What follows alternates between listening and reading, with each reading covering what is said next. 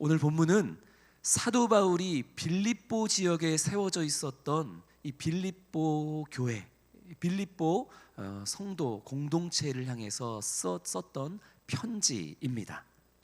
사도 바울에게 이 빌립보 교회에 세워진 이 교회 공동체는 생각만 해도 기쁨이 되고 마음의 위로가 되고 또 힘이 되고 기도할 때마다 감사가 넘치는 그런 공동체가 사도 바울에게는 이 빌립보 교회였습니다.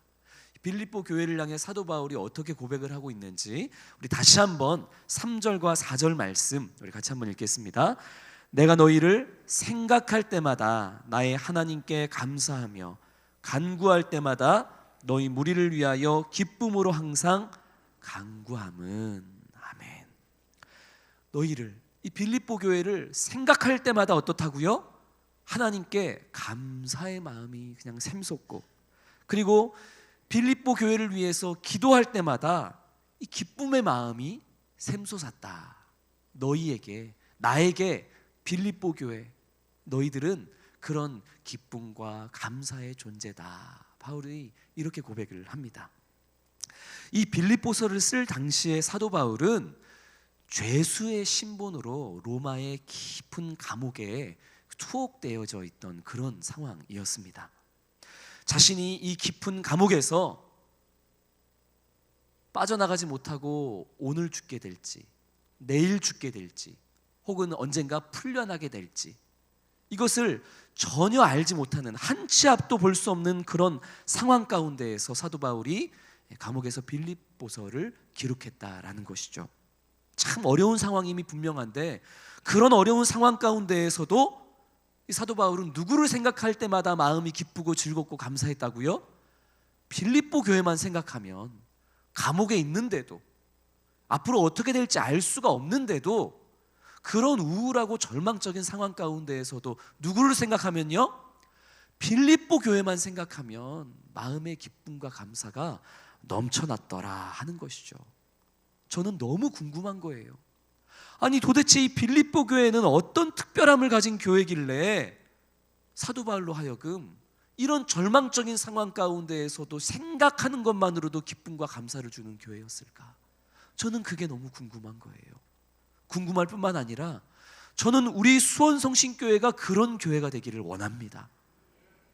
성도가 절망 가운데 빠져 있을 때, 우울한 일이 있을 때, 너무나 힘겨운 나날을 살아가고 있는데 우리 수원성신교회를 생각했더니 상황은 바뀐 게 없는데 그냥 수원성신교회를 생각하는 것만으로 얼굴에 미소가 지어지고 너무 기분이 좋고 하나님께 감사함으로 또 기도하게 되고, 적어도 사도 바울에게 빌립보 교회는 그런 공동체였습니다.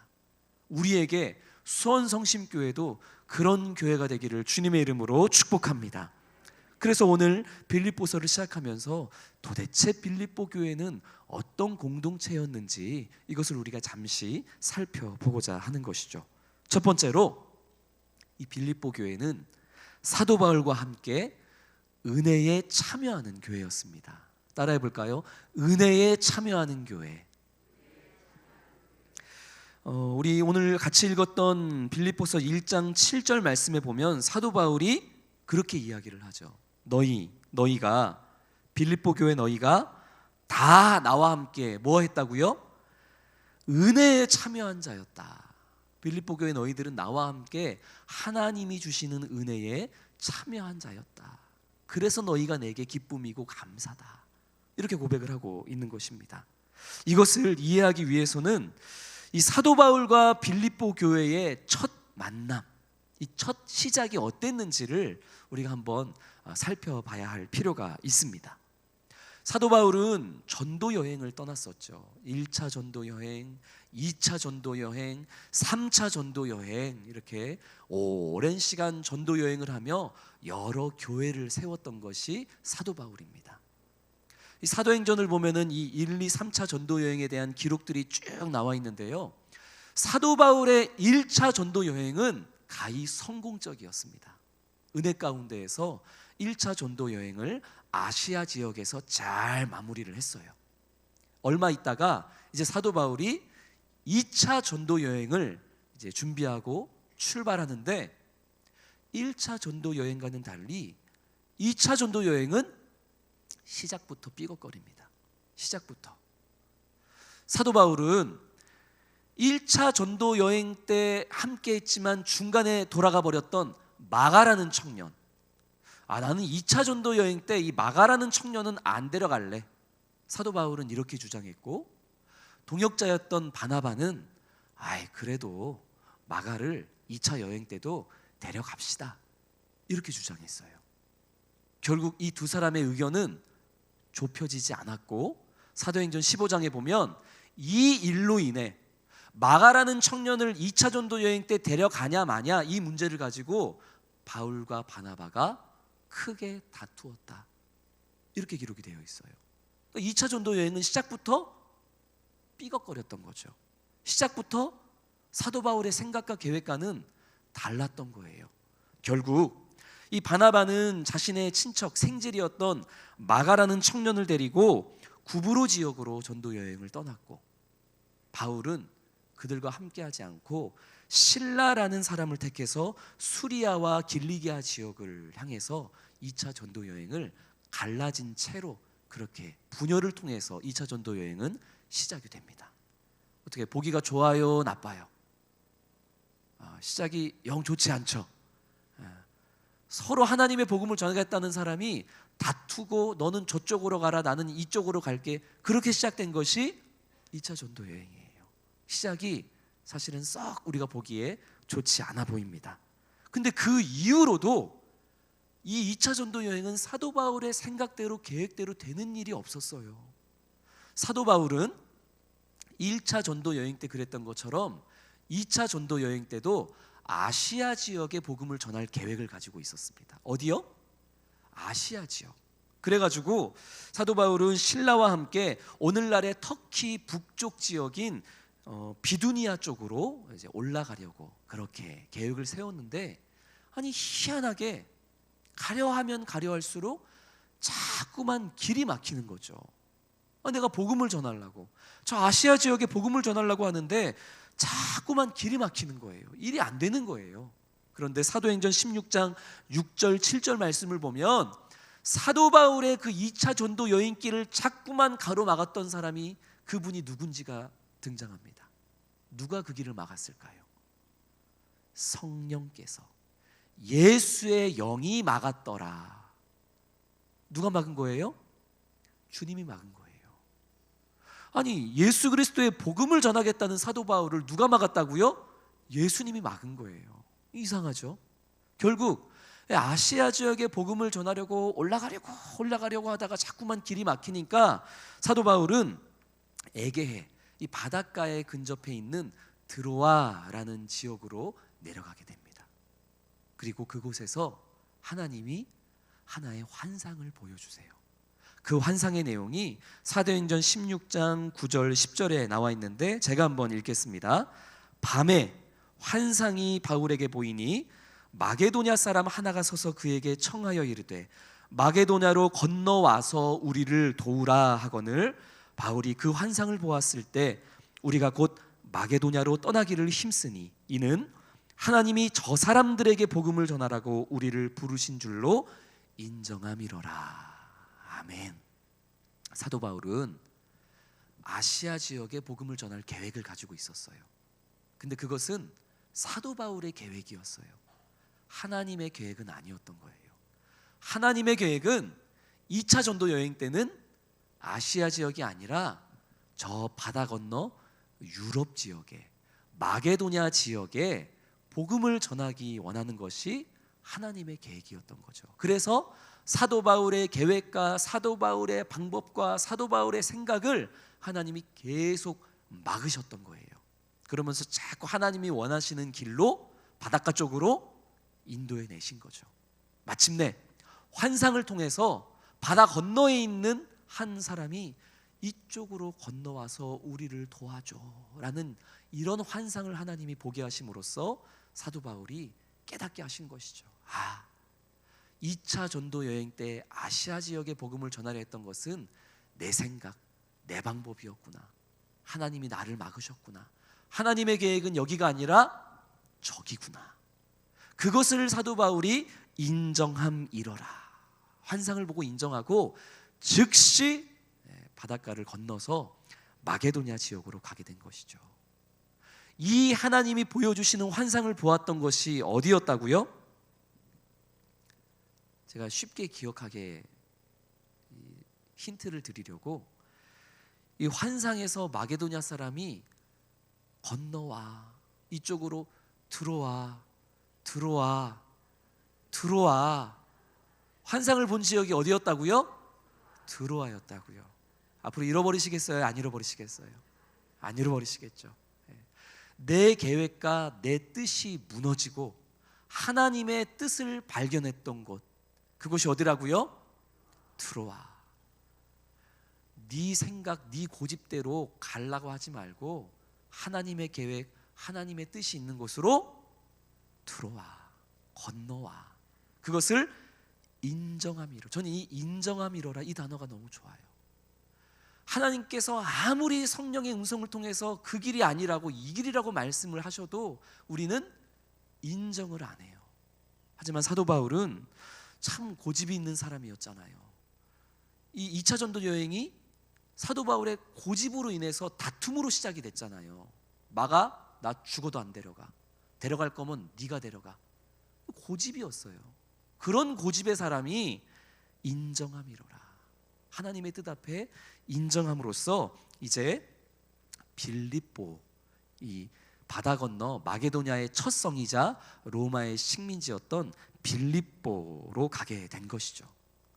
그것이 빌립보를 향한 사도 바울의 첫 걸음이었습니다. 이 빌립보에 도착하게 된 사도 바울 일행은 그곳에서 두 가족을 만나게 돼요.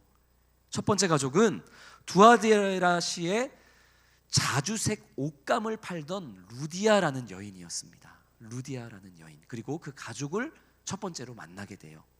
계획에도 없었던 빌립보 지역에 가게 되었던 바울 일행은 어디서 기도를 해야 되나 하고 기도처를 찾다가 강가에 모여 있었던 여인들을 발견하고 옳다거니 싶어서 그 여인들에게 복음을 전했습니다. 그런데 성령께서는 그 여인들 가운데 루디아라는 여인의 마음을 열어주시고 복음을 받아들이게 하셨어요. 루디아라는 여인에게 복음을 받아들이게 하셨을 뿐만 아니라 이 루디아라는 여인이 바울 일행을 자신의 집에서 살아갈 수 있도록, 자신의 집을 이 빌립보 지역에 복음을 전하는 교두보로 사용할 수 있도록 그렇게 또 집을 내어주는 역할을 하게 됩니다. 그래서 많은 학자들은 이 빌립보 지역의 첫 교회가, 예배당이 루디아의 집이었을 것이다, 그렇게 많은 학자들이 주장을 하는 것이죠. 그렇게 사도 바울 일행은 이 루디아와 그 가족들을 만나고 두 번째로 또 특별한 가족과의 만남을 이루게 되는데, 이 빌립보 지역에서 열심히 복음을 전하다가 바울 일행이 감옥에 갇히게 되는 사건이 발생해요. 복음을 전하다가 이 귀신 들린 여종을 바울 일행이 발견하게 되었고 그 여종에게서 귀신을 내쫓아 주었습니다. 그런데 이 여종의 주인이 마음대로 왜 내 허락도 없이 우리 여종에게서 귀신을 내쫓냐? 그것을 통해서 내가 점을 보고 돈을 벌어야 되는데, 그러면서 사도 바울과 일행을 고발해서 바울 일행이 감옥에 갇히게 됩니다. 제가 사도 바울이었으면 너무 억울했을 것 같아요. 거봐요, 하나님. 내가 아시아 지역에 복음 전하려고 그랬는데 괜히 드로아 지역에서 들어와 해가지고 괜히 바다 건너서 여기까지 와가지고 감옥에 갇히는 게 이게 뭡니까? 제 계획대로 그냥 가만히 내버려 두시지. 아니, 하나님 뜻에 순종해서 온 결과가 감옥입니까? 저는 너무 화가 났을 것 같아요. 그렇잖아요. 하나님이 인도하시는 대로 순종해서 왔는데 그 끝이 어디예요? 감옥이에요. 전 너무 억울해서 화가 났을 것 같은데, 우리가 잘 아는 것처럼 그 감옥에서 바울과 실라가 뭐 했어요? 찬양을 하는 거예요. 바울과 실라가 찬양을 하는 거예요. 그 깊은 감옥 속에서 아무런 소망 없이 살아가던 죄수들에게 바울과 실라의 그 찬송의 소리는, 그 찬송의 가사는 복음이 되어 그 죄수들에게 전해지지 않았겠습니까? 감옥에서도 주님의 말씀에 순종하여 찬송으로 복음을 전했던 사람들이 바울과 실라인 것이죠. 그랬더니 놀라운 일이 벌어집니다. 지진이 일어나서 감옥의 문들이 다 열리고 매었던, 꽁꽁 그 손과 발을 매었던 그 모든 것들이 다 풀리게 되었던 것이죠. 이 일로 인해서 정신을 차린 이 죄수들을 관리해야 될 간수가 깜짝 놀란 거예요. 문이 열려져 있는 것을 보고, 아이고, 저 분명히 문이 열렸으니 죄수들이 다 도망갔겠구나. 저 책임을 간수인 내가 다 물어야 되겠구나. 목숨으로 무는 수밖에 없어요. 나는 이제 죽었구나. 이 감옥에서 나가서 책임을 지고 죽으나 지금 죽으나 어차피 죽는 거니까 자결해야 되겠다. 그리고 간수가 자결을 하려고 하는 그때에 그 감옥 안에 있었던 바울과 실라가 소리를 지르는 것이죠.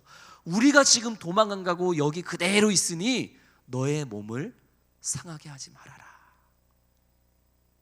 저는 사실 이것도 참 궁금해요. 저는 천국에 가면은 사도 바울에게 물어보고 싶은 게 많아요.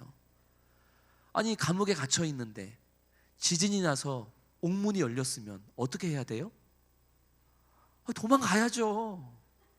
도망가야죠. 아유, 하나님이 나를 위해서 열어주셨구나. 그러고 도망가야죠. 근데 사도 바울과 실라는 어떻게 했어요? 자리를 지키고 있었던 거예요.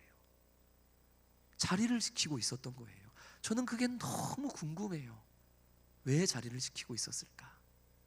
그런데 한편으로는 언제나 이 신앙 공동체 안에서는 자리를 지키는 자들을 통해서 생명의 열매가 맺어지는 줄로 믿습니다.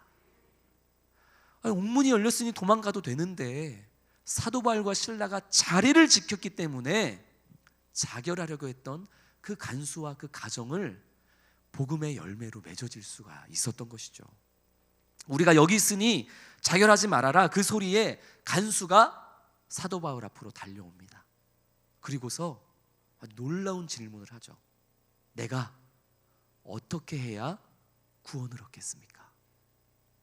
그리고 우리가 너무나 잘 아는 그 귀한 고백을 사도 바울이 이 간수에게 합니다. 사도행전 16장 31절 말씀, 이르되 주 예수를 믿으라. 그리하면 너와 내 가족이 구원을 받으리라. 이게 그 간수에게 했던 말이에요. 주 예수를 믿으라. 그리하면 너와 내 가족이 구원을 받으리라. 그래서 그 즉시 그 간수가 자기만이 아니라 자기 가족들을 다 데리고 와서 세례를 받고 하나님의 자녀가 됩니다. 할렐루야. 사도 바울로부터 복음을 듣고 세례를 받았던 이 두 가정, 빌립보 지역에서 만났던 루디아 여인의 가족들과 그리고 이 간수의 가족들이 신앙의 출발 지점이 되어서 빌립보 교회 공동체가 설립이 되었던 것이죠. 자, 이렇게 제가 이 빌립보 교회, 이 빌립보 지역의 신앙 공동체가 어떻게 시작이 되었는지, 그 출발이 어땠는지에 대해서 제가 좀 장황하게 말씀을 드렸어요. 지금 제가 드린 말씀은 2차 전도 여행의 사도행전 15, 16장에 기록되어져 있는 그 내용 그대로를 말씀드린 겁니다. 자, 여기까지 사도 바울의 뜻과 계획과 능력대로 된 것이 있어요, 없어요? 있어요, 없어요? 없어요. 참 희한하게도 2차 전도 여행, 특별히 이 빌립보 교회가 세워지고 설립되어지는 과정에 있어서는 그 대단한 사도 바울의 뜻과 계획과 능력이 하나도 작용을 하지 않았어요. 오직 하나님의 계획, 하나님의 뜻, 하나님의 강력한 인도하심으로 말미암아 빌립보 교회는 설립이 되어졌던 것이죠. 그러니 이 빌립보 교회를 생각할 때마다 사도 바울의 마음이 어떻게 벅차지 않을 수가 있었겠어요? 사람의 계획과 사람의 능력, 사람의 생각, 사람의 경험으로 세워진 교회가 아니라 철저하게 사람의 생각을 다 무너뜨리시고 가는 길을 막으시고 환상을 보여주시고 감옥까지 보내시면서 그렇게 세우신 교회, 하나님의 특별한 섭리로 세워진 교회, 그 교회가 어디라고요? 그 교회가 빌립보 교회인 거죠. 그러니 이 빌립보 교회를 생각할 때마다 사도 바울은 하나님의 역사, 하나님의 섭리, 하나님의 그 놀라운 인도하심을 기억하며 기뻐하고 또 위로가 되고, 그 하나님이 앞으로도 나와 이 교회를 인도하실 것을 신뢰하며 가슴이 벅찰 수밖에 없었던 것입니다. 사랑하는 성도 여러분, 저는 우리 수원성심교회 또한 이러한 교회인 줄로 믿고 이런 교회가 되어지기를 주의 이름으로 소망합니다. 우리 수원성심교회도 하나님께서 사람의 생각과 사람의 계획과 사람의 방법이 아닌 오직 선하신 하나님의 계획과 뜻과 그 섭리 가운데 설립하시고 지금까지 인도해 오셨고 앞으로도 인도에 가실 교회인 줄 저는 믿는 것입니다. 그래서 우리는 우리 수원성심교회의 역사를 뒤돌아볼 때에 사람을 생각해서는 안 됩니다. 사건을 생각해서도 안 돼요. 아유 그때 누가 그랬지, 아유 그때 누구는 그랬고 누구는 저랬고 그때 이런 사건 저런 사건 그래서 어쨌고 저쨌고 거기서 우리 이야기가 끝나면 이 교회는 그냥 사람이 세운 교회가 되는 거예요. 아닙니다. 우리의 지나온 그 40년이 넘는 숱한 세월들을 돌아보면서 우리가 발견해야 될 것은 그 많은 역사 속에서 일하시고 애써주시고 인도해 오셨던 하나님의 섭리와 하나님의 은혜인 줄로 믿습니다. 그래야 우리 교회는 누가 세운 교회예요? 하나님이 세운 교회이기 때문이죠. 전도 여행을 통해서 사도 바울이 세운 교회, 사도 바울이 설립한 교회, 우리는 이렇게 얘기를 많이 해요. 정작 사도 바울은 아마 그렇게 얘기하지 않았을 겁니다. 내가 세운 교회가 아니라, 사도 바울이 세운 교회가 아니라 언제나 누가 세운 교회? 하나님이 세운 교회. 우리 수원성심교회를 누가 세웠습니까? 하나님이 세우신 줄로 믿습니다. 물론 하나님이 세우시는 그 과정 속에 하나님께서 또 도구로 사용하신 우리 1대 목사님, 2대 목사님, 또 귀한 장로님들, 권사님들, 그 귀한 이름들이 있지만, 그러나 우리 모두는 다 하나님의 도구일 뿐이요, 그 모든 뜻과 계획과 인도는 다 누가 하신 거라고요? 하나님이 하신 것이죠. 그래서 교회의 역사와 교회에 지나온 순간들을 이야기할 때에 하나님이라는 이름이 안 나오면 그건 아주 잘못된 겁니다. 우리가 교회에 지나온 일들을 이야기할 때 누가 그랬지, 그땐 그랬지, 사람과 사건으로 우리 이야기가 끝나면 지금 우리는 큰 실수를 하는 거예요. 우리는 항상 교회를 이야기할 때 누가 나와야 돼요?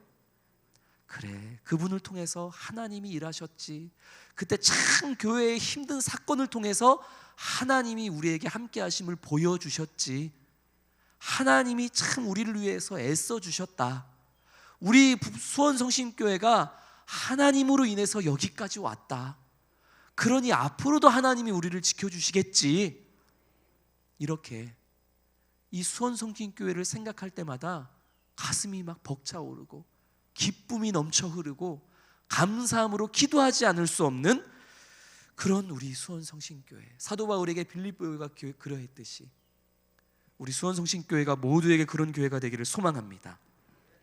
그래서 7절에서 사도 바울이 그거를 이야기하고 있는 거예요. 나만 그런 게 아니라 빌립보 교회 성도들 너희들도 내가 매일 때이든지 복음을 전할 때이든지 어려운 일에 닥쳐서 복음을 변명할 때이든지 그런 숱한 과정 속에 너희들도 하나님이 우리에게 주시는 그 은혜에 동참하지 않았느냐, 나와 함께 은혜에 동참한 것이 바로 너희들 아니냐, 우리가 이렇게 함께 하나님의 은혜에 동참한 자들인데 우리가 서로를 생각할 때 어떻게 기뻐하지 않을 수 있고 감사하지 않을 수 있냐, 그 얘기를 지금 7절에서 하고 있는 겁니다. 사랑하는 성도 여러분, 우리가 다 우리 수원성심교회를 향해서 하나님이 주신 그 놀라운 은혜에 우리가 다 은혜에 동참하는 자들 아닙니까? 저는 동참한 지 이제 15일 정도 됐고, 우리 성도님들은 오랜 시간 그 하나님이 주신 은혜에 동참하신 분들 아닙니까? 그렇다면 그 은혜를 생각하면서 서로를 생각할 때마다 감사와 기쁨이 넘쳐야 되는 것이죠. 그런 교회가 바로 우리 교회가 되어야 될 줄로 믿습니다. 둘째로, 이 빌립보 교회는 은혜에 동참하는 교회였을 뿐만 아니라 복음에 참여하는 교회였습니다. 복음에 참여하는 교회. 우리 5절 말씀 같이 읽겠습니다. 너희가 첫날부터 이제까지 복음을 위한 일에 참여하고 있기 때문이라. 아멘. 은혜에 동참했을 뿐만 아니라 너희 빌립보 교회가 또 뭐 했다고요? 복음을 위한 일에 참여하였다. 참여하였다. 우리가 옛날에 가지고 있었던 성경은 개역 한글 성경이죠. 옛날에 우리가 썼던 20년 전에 우리가 썼던 그 개역 한글 성경에는 이 복음을 위한 일에 참여하고 있기 때문이라 이 참여라는 단어가 복음을 위한 교제라고 그렇게 번역이 되어 있습니다. 왜냐하면 이 단어가 헬라어 코이노니아라는 단어로 사용되었기 때문이죠. 보통 교회에서 코이노니아라는 이 헬라어 단어를 친교라는 의미로 저희가 많이 사용해요. 성도 간의 코이노니아, 성도 간의 친교, 이 단어로 많이 사용하는 단어가 코이노니아입니다. 그래서 성도 간에 함께 먹고 마시고 즐기고 이야기 나누고 이런 것을 우리가 이제 코이노니아 이렇게 오늘날 교회에서 많이 생각하고는 하죠. 하지만 우리는 이 빌립보서를 통해 이 코이노니아라는 단어의 진정한 의미를 배울 수가 있습니다. 바울은 이 코이노니아라는 단어 앞에 뭘 붙였어요? 복음을 붙인 거예요. 복음과 코이노니아. 그래서 아까 말씀드렸던 것처럼 예전에 우리가 가지고 있었던 성경에서는 복음에서 교제했다, 복음으로 교제했다 이렇게 번역을 했던 것이고, 지금 우리 성도님들이 가지고 있는 성경에서는 복음을 위한 일에 참여했다, 이렇게 교제했다, 참여했다 같은 단어를 이렇게 조금 다른 번역으로 사용을 하고 있는 것이죠. 이것을 합쳐서 생각해 보자면 코이노니아라는 것은 단순히 성도 간에 먹고 마시고 뜯고 즐기고 이야기하고 이런 오락의 개념이 아니라 진정한 코이노니아는 복음 안에서 서로 영적인 교제를 나누고 동시에 복음을 위해서 적극적으로 동참하고 참여하는 것, 이것이 진정한 의미의 코이노니아다라고 우리는 빌립보서를 통해서 배울 수 있고, 빌립보 교회가 바로 그런 교회였다라는 것이죠. 한번 따라해 볼까요? 복음 안에서 교제하고 복음을 위해서 참여하는 것, 이게 진정한 코이노니아인 줄로 믿습니다. 그래서 개역 한글에서는 복음으로 교제했다가 강조되었고, 우리가 지금 가지고 있는 개역 성경에서는, 개역 개정에서는 복음을 위해서 참여했다 이렇게 설명이 된 거죠. 어찌되었든 우리 수원성신교회는 이 빌립보 교회가 그러했던 것처럼 복음 안에서 서로 교제하고 위로하고 사랑하고 동시에 복음을 위해서 적극적으로 동참하고 참여하고 힘쓰고 애쓰는, 그렇게 하나님의 은혜에 우리가 또 동참하는 그런 우리 수원성심교회가 되기를 주님의 이름으로 축복합니다. 사랑하는 성도 여러분, 빌립보 교회는 그런 교회였습니다. 첫 번째로 사도 바울과 함께 은혜에 동참했던 교회, 두 번째로 복음 안에서 교제하고 복음을 위해서 참여했던 교회. 그러했기 때문에 바울에게는 이 빌립보 교회가 참으로 사랑스럽고 생각할 때마다 기쁨이 되고 기도하지 않을 수 없는, 감옥에서도 힘이 되고 위로가 되는 그런 교회였던 것이죠. 우리 수원성신교회가 그런 교회였고, 그리고 앞으로도 그런 교회가 되어지기를 주님의 이름으로 간절히 소망합니다. 기도하시겠습니다. 우리 찬송가 한 장 같이 부르시고 우리 함께 드리는 기도 제목으로 기도하겠습니다. 우리 찬송가 95장 찬양하겠습니다. 찬송가 95장 찬양하겠습니다.